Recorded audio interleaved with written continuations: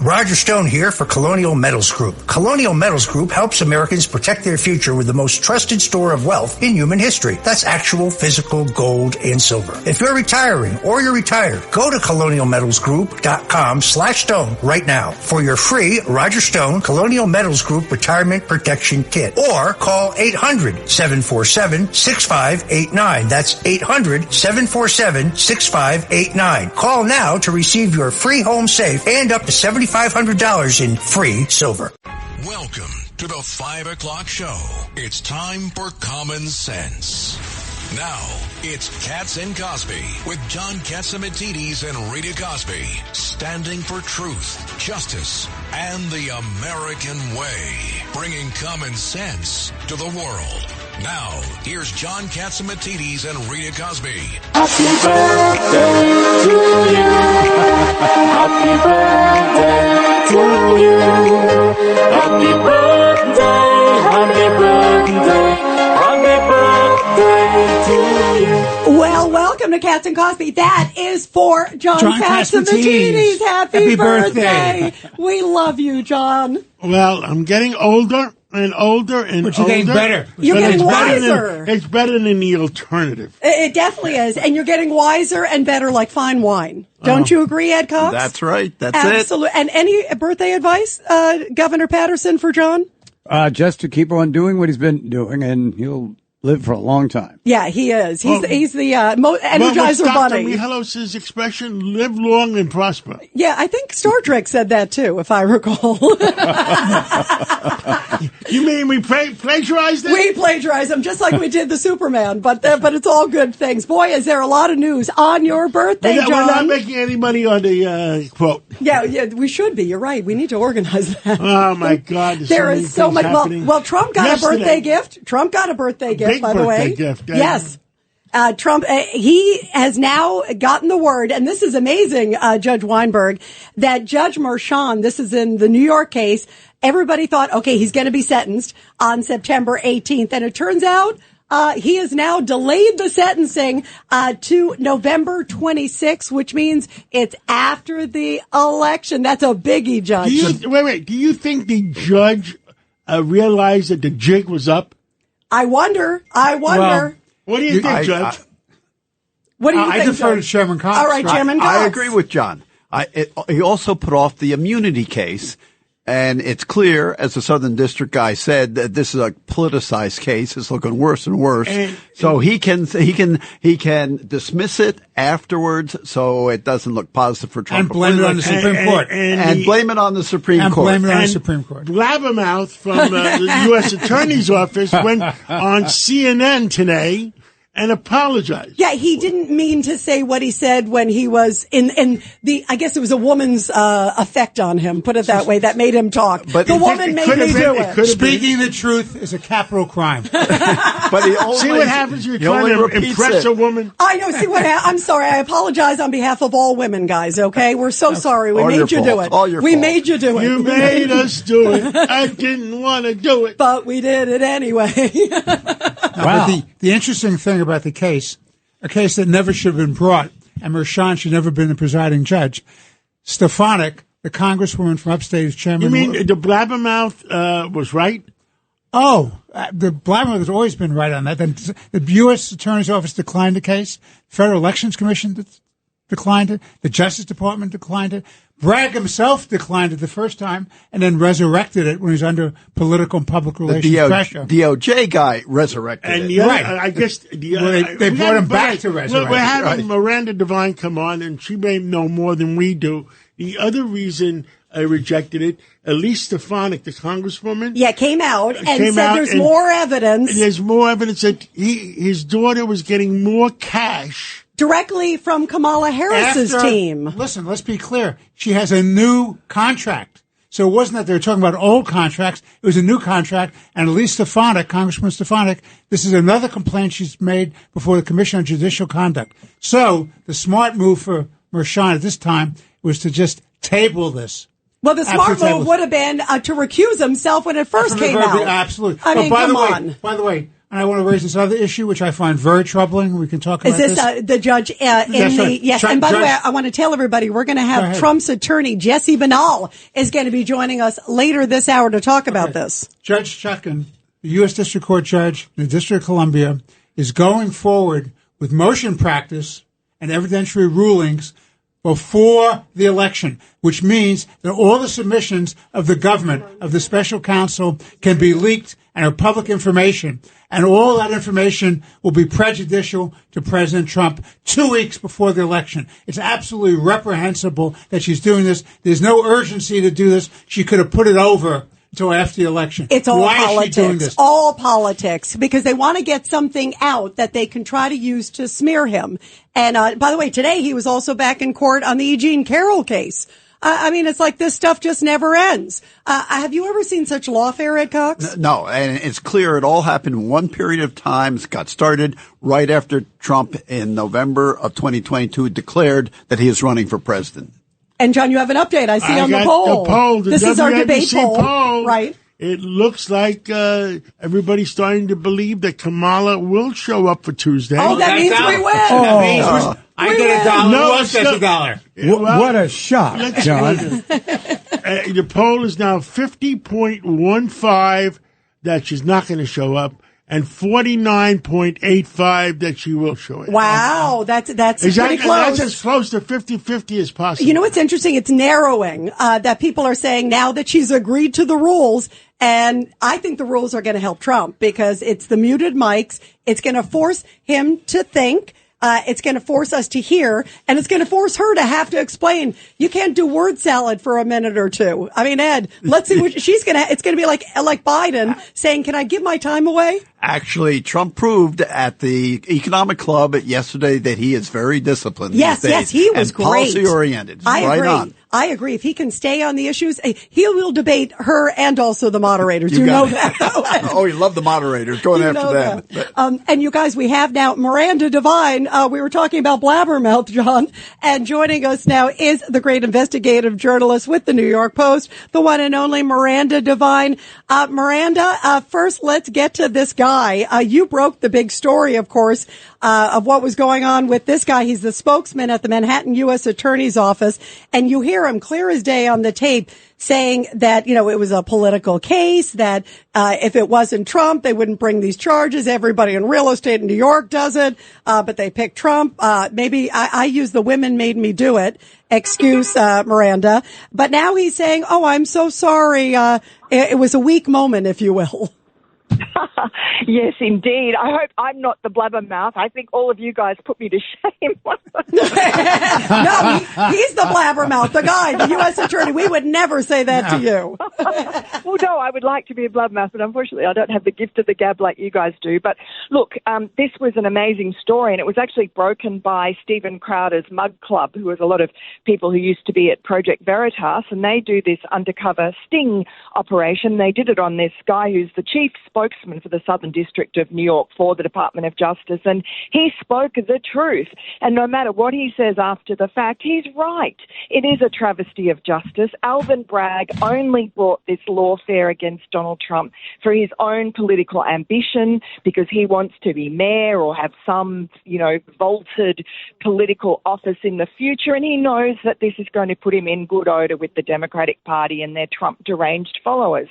So that's what they did, and this guy is from the federal DOJ, and he, I'm sure, is reflecting the feeling of his non-corrupt colleagues, prosecutors who know the truth and try to do the right thing, and they are just disgusted by the lawfare, by the way that Alvin Bragg and all these other elected Democrat prosecutors around the country have perverted justice, have stacked up all these bogus charges just to dirty up Donald Trump and turn him into a liability as a candidate. But as this guy, Nicholas Biaggi, said, it has backfired on the Democrats. It didn't work.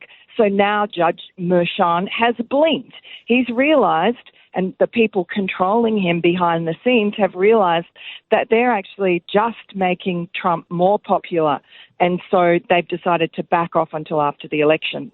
Yeah, you believe it's him saying, "Wait a minute, we don't want to make him a martyr." I mean, I think it's so transparent. It is such unbelievable lawfare, and you juxtapose that with what happened with Joe Biden. I mean, they put out the report, and no repercussions there with Joe Biden.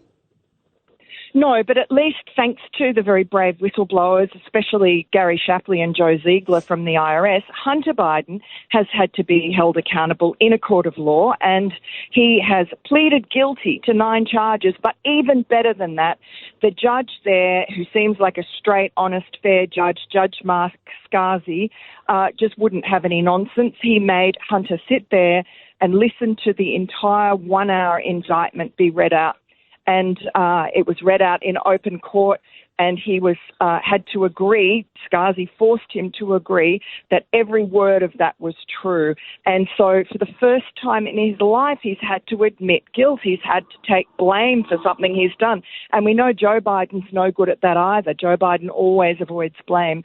So it just stops the Bidens from doing their usual gaslighting and lies about this case. They have to admit that, there was an influence peddling scheme, and that Hunter and his family raked in millions of dollars from China and Ukraine and everywhere else. And it's just the tip of the iceberg. Of course, we remember that completely aborted investigation of Hunter in Delaware that was run by David Weiss, now the special counsel trying to save face. Right. And they just allowed the statute of limitations to run out on the most important charges. But still, it is a measure of accountability, and it's a measure of vindication for the whistleblowers who are still being retaliated against. I think people should not forget these whistleblowers. Their work is not done, and we all need to stick up for them and ensure that the IRS stops retaliating against them. They really are having a hell of a time. They're being forced out of the jobs that they love and are very good at. So we need to just remember them and keep their plight in the public eye. Yeah, real quick, Miranda and Cox. And Miranda, if it had been a trial and appeals, it could have run beyond Biden's term in office, and he could not have a ability to pardon. And that might have been a consideration also. Yeah. I'm sure, absolutely. And also, I mean, there would have been splashback on Kamala Harris because she kept secret Biden's cognitive decline. She also kept secret what everyone in the Obama White House knew as well, which was the corruption that was going on right under their nose while Joe was VP and beyond. Yeah, absolutely. Miranda, bravo. Keep up the great work. Miranda, you are a winner on this one. Thanks so much, guys. Thank you. Thank you. And now we have Professor Dershowitz on a Friday. And Professor, I mean, what do you say about all this? Can you believe the legal system? First of all, the most important thing is happy birthday to you. You're 6 days younger than I am. I had my birthday 6 days ago. Yes, and I texted you, and I wish you a happy birthday, too. I know. And tomorrow I'm reading from the Torah, my bar mitzvah section. It's the 73rd anniversary of my bar mitzvah. And so I'm reading about justice, and justice shall you seek. And I'm reading a portion of the Bible that says, judges may not recognize faces. Lo takir panim. Do not recognize faces, which is exactly the opposite about how our system works today. Today, everything is about who you are, what party you belong to, what race you are, what gender you are, what sexual preference you are. Everything is about recognizing people. There's no such thing as objective, neutral justice anymore. It's all about identity politics.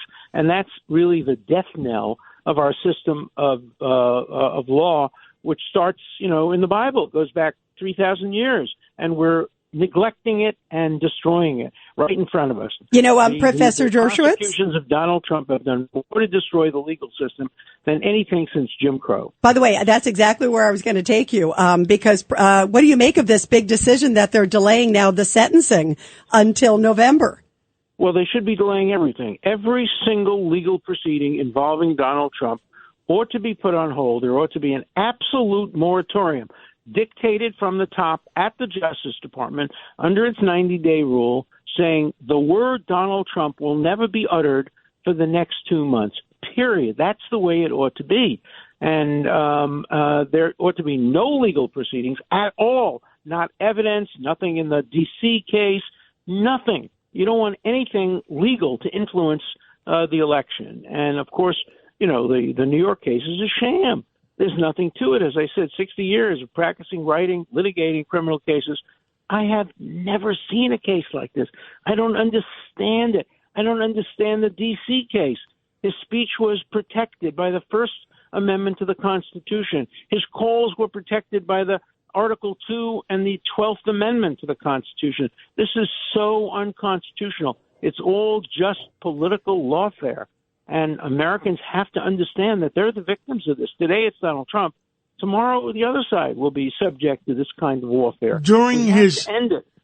President Trump, during his economic speech at the Economic Club, he brought up that he wants to restore the rule of law. Now, Professor, Absolutely. The Attorney General, you knew him and you vouched for him. Yeah. He had to know, didn't he? Yes, and I'm very disappointed. But I have a challenge I want to offer. I don't know who I'm voting for at this point, but I want to hear Kamala Harris. It's a secret ballot. Wait a minute. I want to hear her get in front of the same economic people. I want to hear her subject herself to questions by John Paulson, by brilliant economists. She majored in economics. Her father was an economics professor. Let her go in front of the same group. Let them ask hard questions about the relationship, jobs, and inflation, between taxation, between tariffs. Let her answer the questions that Donald Trump answered. I have to tell you, he did a very good job yesterday. If he continues with that tone and with the seriousness and with the policy orientation, he will make her look like she doesn't have any policies. And so the challenge I issue, and I hope Trump will do this in the debate, challenge her to go in front of these economic groups and answer the same questions he answered, not to go on CNN and answer, pap questions, or even in the debate. She's going to be completely prepared to give 10 pat answers in the debate, no matter what the questions are. Let her go in front of brilliant economists who will probe her on her economic policies, because I don't understand their economic policies at this point, and let her explain it. That's the challenge. Absolutely. And look, her website is blank with policies. Ed Cox. As Secretary of the Economic Club, I can attest to the fact she's got an open invitation, and the Democrats at the Economic Club are working to get her there. So if she doesn't come there and do what you're talking about, it's on her. I still don't know how she's going to. I still don't understand how she's going to do the debate. Well, she's going to have 12 pat answers in which she'll memorize. She's very charming. She'll have a few, smiles and giggles. And no matter what the question is, she's going to answer what she wants. And they won't be good follow-ups, because there never are. I wish, people like me who are experts on cross-examination could have an opportunity to cross-examine these candidates, or I wish the candidates would have an opportunity to cross-examine each other. They should allow the candidates to ask each other 3 questions and then have follow-ups, so that it's not just questions asked by often biased journalists. So let's get really to the bottom of what these policies are. Otherwise, we, the American people, are denied the information to vote. And I am one of the people who still am up in the air. And I think there's an obligation of the candidates to try to persuade me and others. There are millions of people out there who haven't decided, who maybe have tentatively decided, but are subject to have their views changed by debates and by discussions and conversations. And we're not getting a fair shot at these candidates. Yeah, no, that's for sure. Thank you, Professor Dershowitz, and have a great weekend. Hey, good. Have a good weekend, everybody, and have. Thank you. The nice happy birthday there from him. We're going to take a break right now, and we're going to come back with the greatest economist in the United States and the solar system, Larry Kudlow, and let's take that break. A common sense recap of the day's biggest stories. It's John Catsimatidis and Rita Cosby. Katz and Cosby on 77 WABC. Well, we are back, and it's been a topsy-turvy economy this week. I mean, interest rates seem to be going down, and the market was down a tremendous amount. Jobs were down. Larry Kudlow, you're the expert. You tell us what's going on. Well, you're right. The S&P 500 had its worst week of this year, 2024, the worst week since 23. The NASDAQ tech-heavy index has had its worst week since 2022. And the Dow today was off 400. And the jobs report was very soggy and soft with more downward revisions. So here's a statistic for you. Private jobs after the downward revisions were up only 56,000. So that's nearing recession levels. But if you take out part of that, government-sponsored jobs, health and social services, which are really not private jobs. They're counted as private, but they're really government jobs. But if you take that out, you're only left with 12,000 increase in what I call real private jobs. And the manufacturing sector, which is in recession, manufacturing jobs fell by 24,000. So sometimes bad news is bad news. And that plus a poor ISM manufacturing report, mediocre ISM services report, a poor report on housing construction. Bad news is bad news. I still believe we're not in a recession yet, but we are in the front end of a recession. Well, they keep changing the numbers on us. Like last week, they were off by 818,000 jobs. This week, there was adjustments again this week on something. Yeah, no, you're right. The Bureau of Labor Statistics. Look, I'm not a conspiratorialist. It's not political. I know how the Bureau of Labor Statistics works. They come back and they canvass the states for unemployment insurance, and they have something called a birth-death model. That is, new businesses versus businesses that went bankrupt. But these are very flawed models. But these are larger than usual downward revisions. And I think if history is any guide, it's a recession signal. It's a recession signal. So that's the bad news. The good news is really, I don't know if Ed Cox is there with you today. I am indeed. He's listening. Well, there's nobody better than Ed Cox. Ed and I were sitting on the dais for Mr. Trump's speech. John, you were there before the New York Economics Club. And really, it was an incredibly pro-growth, really aspirational speech, really calling for American renewal. And we had John Paulson on our show tonight on set, old friend. And John is a Trump advisor and a very brilliant money manager, investor. And it was so growthy. We played back his question to the President Trump about deficits, and Trump's answer was all about growth. Growthier. Growth wins. Tax cuts lose. Democrats don't ever talk about growth, and Democrats want to raise taxes. And when you look at these numbers, and let's face it, this has been a very soggy period anyway since 2020. Mr. Trump's emphasis on tax cuts and deregulation and energy reform.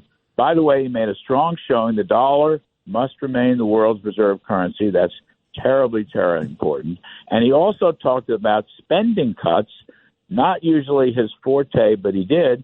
And, of course, he said he might bring in Elon Musk for some sort of efficiency council and, unspent funds should be completely rescinded. I mean, this was a very strong speech, and it's bridging to the debate on Tuesday. And I think Trump right now is in excellent shape. But my basic point here is growth. I'm a growth guy. I've been a growth guy my whole career, and he's talking growth, and we need growth, okay? That's the key. And, well, I hope we get there. How do you see the debate going on Tuesday night? I mean, we're only a few days away from a debate, and we're a little bit more than 50 days away from the election. John, I thought, and some of my guests this week made this observation, particularly after Trump's New York Economics Club speech. He is a big picture guy, and he has great themes about growing the economy and energy and inflation and, of course, the border. But he also has been demonstrating a tremendous mastery of details. I mean, you look at what he did at the New York Economics Club speech. He was digging deep. He was firing off all kinds of ideas and backup and details and numbers. And I think if he sticks with that, with Kamala Harris in that debate on Tuesday night, he's going to be a big winner. I mean, he's got to stick with the economy, inflation, and the border. They'll do other things, I'm sure, but he has a mastery of detail as a businessman and also as the former president. And I don't think she can deal with that. I mean, I don't think she can hold her own with that. And I don't, he's not going to lose his cool. Everyone talks about losing. He's not going to lose his cool. And by the way, they are going to turn the mics off, which is not all bad. And I think he's going to do very well. And I think the Economics Club speech yesterday is a bridge to this debate. It's a springboard to this debate. Well, I guess the world, it's not just us. I think the world is focusing on November 5th and which way the world is going to go. And like I've said, and we've talked about over dinner, that the free world is dependent on the United States of America to keep it free. John, you are so 100% right. You are so totally right. When the U.S. does it right, the rest of the world follows. But when the U.S. does it wrong, unfortunately, the rest of the world follows that too. You are so 100% right. This is like a global election for president is what this really is. And I think it's time for change. I really do. And I think Trump talked about renewing America and renewing America's place in the world. Can't come soon enough for me. Well, thank you, Larry Kudlow. And I'll be listening tomorrow between 10 o'clock and 1 o'clock on the Kudlow Report on Saturday, on number one show on Saturday. And then followed by Steve Moore from 1 to 3. Thank you so much. And you have the best show in the solar system. Thanks, John. We're working on the Milky Way. Thank you so much. And Rita, you have some hot news, I understand, sponsored by Goya. News of the day, sponsored by Goya. Here's Rita Cosby. Yeah, lots of big stories here, John. First, former President Donald Trump, as we said at the top of Katz and Cosby, won't be sentenced in his business record falsification case until after the November election. Sometimes referred to as the hush money case, it connects to alleged business payments made to Stormy Daniels. Also, another day, another school shooting in America. This time it was at a high school in Maryland.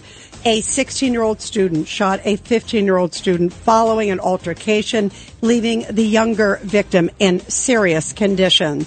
And also, meanwhile, after Wednesday's deadly shooting at a high school in Georgia, the 14-year-old suspect and his father now both face charges. Prosecutors have charged the shooter's father with second-degree murder and other charges because he bought his son an AR-15 style rifle as a gift after he knew there were serious concerns about his son's mental state. And those are the big Goya headlines of the day. Rita, let's talk about that. Isn't that the stupidest thing you ever heard in your life? A father buying a 14-year-old son an AK-47? Yeah, and by the way, the kid, he was 13 at the time. And I think throw the book at this father because, John, what happened was the sheriffs actually called the home and said, we're hearing there's reports that your son wants to do a mass shooting. The father said, no, that was a year before. And then after you have the sheriff's office call, he goes and buys the kid a gun for Christmas. Judge Weinberg, that's reckless. Let me tell you, the father should go to jail for life. I agree. That is so reckless. That is so reckless. And you're a lawyer. Everybody's a lawyer except me. Not me. I feel like one sometimes because it rubs off on me with you guys, but go ahead. Well, absolutely. I mean, that was just a dumb thing to do, and he's going to pay for it. It's more, reckless. It's more than dangerous. Reckless. It's a reckless disregard of the facts on the ground. That's why they're making new law in this area, and they should be making new law in this area because the father aided and abetted the commission of this act. Let's go to a break, and we're coming right back with the mayor of the city of New York, Eric Adams. You're commuting home with Katz and Cosby. Now, here's John Katzimatidis and Rita Cosby on 77 WABC. Well, we are back, and we are privileged today to have the the mayor of the city of New York, Eric Adams. And Mr. Mayor, give us a report. I mean, there's so many things happening. Where the heck are we?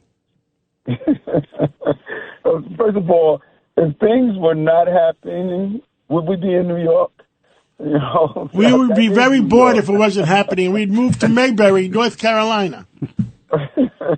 Yeah, no, listen, there is a lot that's happening, and one of the things that has basically led off the coverage is the interaction with SCNY and some of my leadership. We're going to do what I've done my entire life, follow the law, comply with the law, and whenever there's an inquiry, turn over the information that's requested. And that is what we are doing, and I've instructed all of my team to do the same thing. But, you know, what surprises me is how people forget what makes our country great. And we are great because of this word called due process. Let the process play out, and that's so important to do so, and that is what I am doing as the mayor. But we're moving the city forward, and we're going to continue to do what's right. And we have Governor Patterson here with us. Governor, you have a question. So, Mr. Mayor, John last night was speculating about the fact that you were really the first elected official in the country to object to the placement of migrants in your city or, for other elected officials. I'm not getting help, at least. And not getting any help from the federal government. And John was surmising that perhaps a lot of these investigations and these mischaracterizations of you have come from that. And I made the comment that if that's true, the fact that you stood up and continued to make those points, even when you were yourself in getting retribution for it, made you a hero. Now, there's a person who works here who thinks that was a terrible thing for me to say, so I'm going to repeat it. That would make you a hero. Yeah, and I still believe in the principles of this country, and I believe that one has the right to protest the right. And I will hope that none of what's taking place is attributed to me fighting on behalf of the city. That's what I was elected to do. And I believe that we've done an amazing job with the migrant asylum seeker crisis. And we need to really allow people to work. And I think that will really turn this crisis into an opportunity. Mr. Mayor, there's reports out that anywhere from 50 to 75% of the arrests being made is migrants and that just came over. And my argument was maybe you as mayor can make a determination that the bail bond law does not apply to them. Yeah, I wish I did have that power and authority, as well as the power and authority to modify our sanctuary city law. I don't believe if a person commits a violent felony act that we should not coordinate with ICE to have that person removed from our country after they serve their time. It's unfortunate that law was in place under Mayor Koch, under Mayor Bloomberg, but under the previous administration they altered it, and under no circumstances are we allowed to coordinate with ICE. I think that's a mistake. The city council is refusing to change that, and I just believe that you can't have people who come to the country and harm innocent New Yorkers like we saw where the individual raped a young girl, and we saw a young woman raped under the boardwalk in Brighton Beach, is shooting up police officers. It's not acceptable. And we know that the overwhelming number of migrants and asylum seekers that come here, they come here to pursue the American dream. But that small number that is creating violence and havoc on our city streets, they should not be allowed to stay in our city. I agree, Mr. Mayor. My opinion, you should just do what you have to do and let them complain, let them sue you, and 5 years from now we'll settle the lawsuit. Rita, you wanted to say something. Yeah, Mr. Mayor, I want to ask you, what are we doing in New York City to keep New York City safe? And I'm talking about schools, just because there had been this horrible school shooting. We were just talking about the one in Georgia. The father, it ends up, gives the kid the gun. But there's so many concerns about keeping kids safe. And I saw a story that last year in public city schools, it was 4,000 items were seized, 300 weapons. What are some of the things we're doing to keep the city safe and our kids safe, especially? So true, Rita. Number one, those items you saw included guns and knives and razors.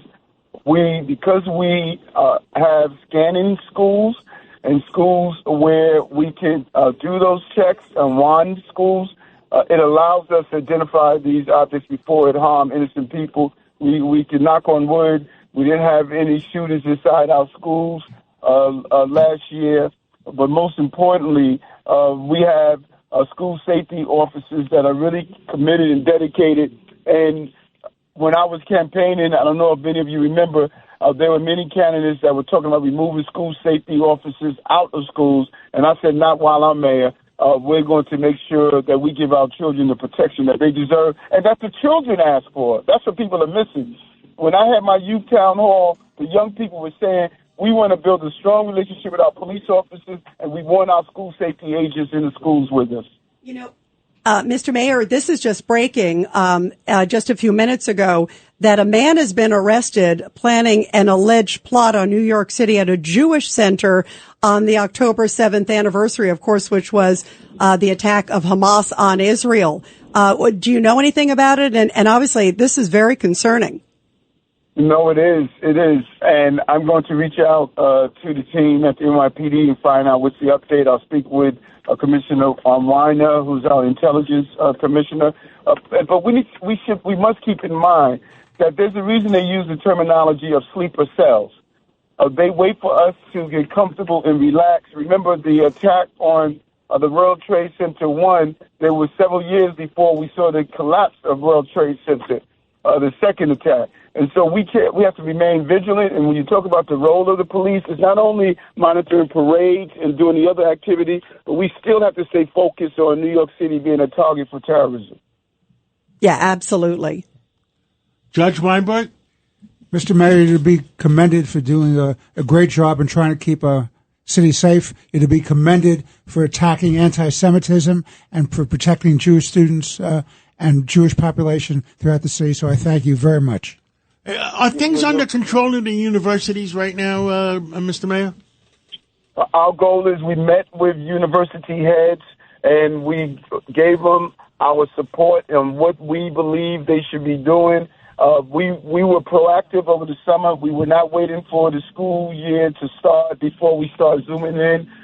There was a heavy training that was conducted online that individuals were attempting to just continue to radicalize our children with this anti-Semitism and anti-Americanism. But we're going to remain vigilant. This is the greatest country on the globe, and we're going to make sure that all students in general, but specifically our Jewish students, have a right to go to these institutions of higher learning without being harassed or in any way abused.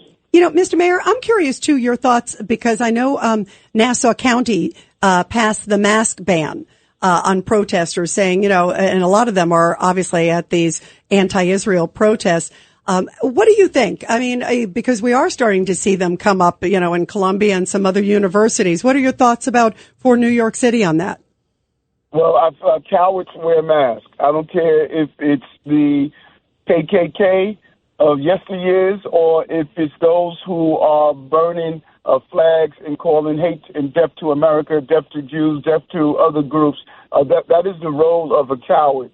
And I think, just as they did on Long Island, I believe we need to do the same. We had a mask ban rule here in the state. It was lifted due to COVID. I think we need to revisit it and put it back in place to stop these cowards from being on our streets doing some of the disorder that we're seeing. And it leads to a lot of the criminality. A lot of people that are wearing masks on the streets committing crimes. It takes us longer to apprehend them, and this has been used to commit so many crimes. And I think we need to put the ban back in place.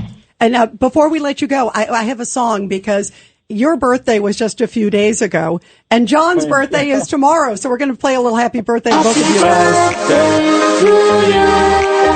Happy birthday. So, two men that we love, the mayor and John Katz, in honor of both of you guys. Happy belated birthday, Mr. Mayor. Guys. Thank you, Mr. Mayor. Hard-working Virgos. That's for sure. We'll catch up soon. Thank you, Mr. Mayor. Okay. Thank you. Wow. And now we have Kim Strassel joining us, the great journalist, of course, with the Wall Street Journal. Kim, you wrote a really powerful column about Russian collusion and sort of Russian disinformation. We heard Merrick Garland saying, oh, we got to worry about Russia. And then he puts out saying, here are the people in America we're looking at. Your thoughts? Well, first of all, great to be here with you all. Happy Friday. So this is just remarkable to me. Again, I don't think the Department of Justice, I don't know, it lacks the common sense, or maybe it's just pretending otherwise to realize. It's called politics. It's lack of credibility on this. I mean, this is the same Department of Justice that in 2016 told us about the Trump-Russia collusion theory, Russian disinformation. We got more Russian disinformation from those intel officials in 2020 about Hunter Biden's laptop, all false. Here they are. Once again, we are how many days out from an election? We're again being told the grave threat to this election is Russian disinformation. And let me note, it looks as though they have rolled up an operation of some Russian malcontents who were engaging covertly to put out some stuff that was false. But they magnified the threat of this. They've never handled the disinformation thing correctly. And the biggest joke about this is if you really want to talk about people who are unduly influencing this election, let's talk about the Department of Justice and its indictments. And then Ed Cox here, Kimberly. You know, when there's a serious indictment, the Attorney General stands up there on his own and announces it. But this indictment, it was so weak, they had to have a whole cast of about 50 filling the whole television screen announcing what I understand is a very weak indictment. Well, and that's the thing. Look, and this is my point about saying that they have never handled this disinformation issue correctly. The reality is, as you all know, there are all kinds of American adversaries that are constantly trying to interfere in our system of governance, including online.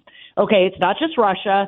Iran is doing it. China is doing it. It's not just online. We just saw what happened in Governor Kathy Hochul's office, and the woman that had worked there for years before she was fired, who was reporting to Chinese government, clearly an informant, trying to influence what's going on here. We have influencers everywhere. They're not just interested in our elections. In fact, they're mainly interested in destabilizing our democracy and pushing their own aims. When they elevate one country, Russia, and they suggest that Russia is doing this for the means of helping one candidate, that is a complete distortion of the real threat that we face. And Kim, it's Richard Weinberg. That's exactly right. Why this at this time? What have they done about Iran? What have they done about China? What have they done about Tip Top? We don't get press conferences and indictments for those issues. And of course, the reason we get them for this one is because there's some suggestion that some of these posts might have been aimed at aiding a Donald Trump presidency. Again, they are a drop in the ocean of internet commentary out there. I could name, hundreds of other Americans who don't need any foreign help to have their own conspiracy theories. It's upon all of us as we weed through all of this information to try to understand whether or not the sources are credible, etc. But to elevate this, there does seem to be political thought put into that. Yeah, absolutely. Well, Kim Strassel, you keep up the awesome work. We always love having you here, Kim. Thank you. Thank you for having me. Have a great weekend. You too. You too. And everybody, when we come back on Katz and Cosby, we talk to Trump attorney Jesse Banal. You don't want to miss it. This is a huge news day on the Trump front. It's a common sense recap of the big stories. It's Katz and Cosby on 77 WABC. And we are back here on Katz and Cosby, a big news day, as in the New York case. This is the Judge Merchan hush money case, if you will, with Trump. Now, that sentencing has been delayed till after the election. It was supposed to be September, but it has been pushed back. And also, big news on the January 6th case, where the judge there is saying that's going to be pushed back, some of the hearings, but a lot of stuff can come out in the meantime. Let's go to Trump attorney Jesse Banal. Jesse, great to have you here. What was your reaction, first of all, on the January 6th case that the judge is now allowing in these filings for Jack Smith to put whatever information out before the election?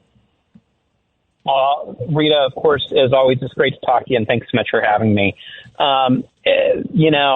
President Trump's attorneys came up with a very reasonable plan on the January 6th case to move this case forward in the normal course, the way that any other case in Washington, D.C. would move forward. But unfortunately, Judge Chutkan, who, of course, knows now that there's no way for her to get to trial before the election, still wanted to find ways that she might be able to impact the election with some of the filings. And so that's, I think, very clearly what she did in this case. It's very unfortunate. That's the road that she decided to travel down.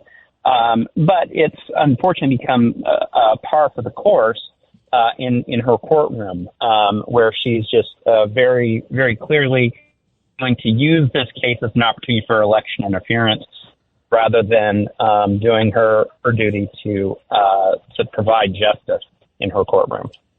Judge Weinberg. Good to talk to you again, Jesse.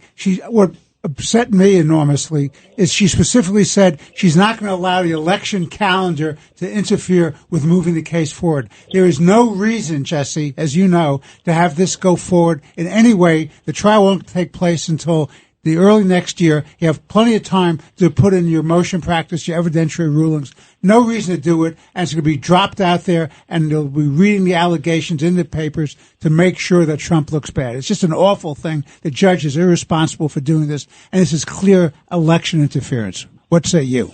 Well, yeah, you're exactly right. And let's look at how she handles her cases. For instance, when it was January 6th protesters in front of her, sometimes people that were actually, sitting in D.C. Central Jail, she was very, very happy to extend those cases long out and not rush them through.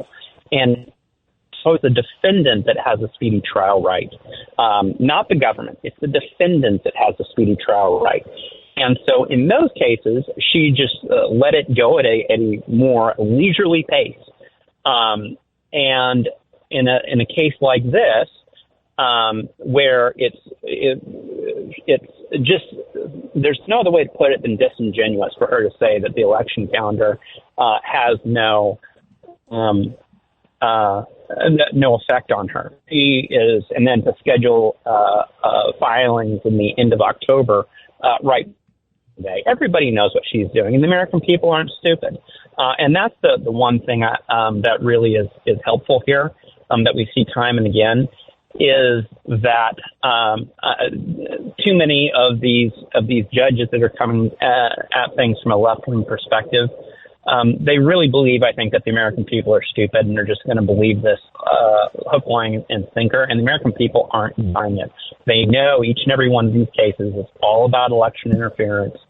They know it's not the pursuit of law and justice. It's the pursuit of a political agenda using our court system. And the American people aren't having any of it. And they badly want Donald Trump back in the White House. Yeah, if Harris is getting 50-50 with the president right now, I mean, there's a lot of stupid people out there that believe it.